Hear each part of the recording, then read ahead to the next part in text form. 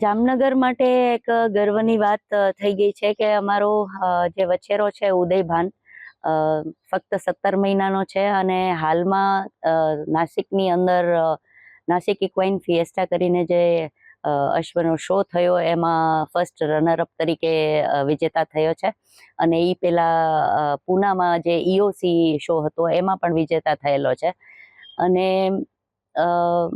નાસિક શોની અંદર અદંત કેટેગરીની અંદર, અદંત એટલે કે મિલ્ક ટીથ કેટેગરીની અંદર 22 વછેરાઓ હતા જે આખા દેશમાંથી પંજાબ, સાઉથ, રાજસ્થાન, ગુજરાત બધી જગ્યાએથી આવેલા હતા. એમાંનો આ ફર્સ્ટ રનરઅપ થયો છે.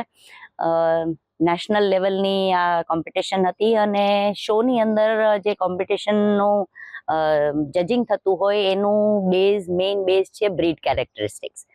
મારવાડી અશ્વના જે મેઇન બ્રીડ કેરેક્ટરિસ્ટિક્સ હોય એ મેચ થાય છે કે નહીં એ ઉપર માર્કિંગ હોય. મેઇન જે છે બોડી કન્ફર્મેશન,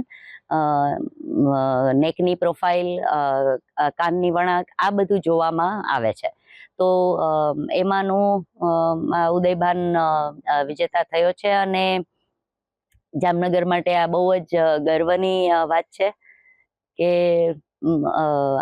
નેશનલ લેવલે આટલા રાજ્યોમાંથી આવેલા અશ્વોમાંથી ગુજરાતનું જે જામનગર છે એ આજે ચમક્યું છે. એ આઈ થિંક મેં ઇન્ટ્રોડક્શનમાં કહી દીધું છે. હાલ રાજલ સ્ટડ ફાર્મની અંદર 13 અશ્વો છે નાના મોટા થઈને અને લગભગ છેલ્લા 10 વર્ષથી અમે અશ્વોનું પાલન કરીએ છીએ.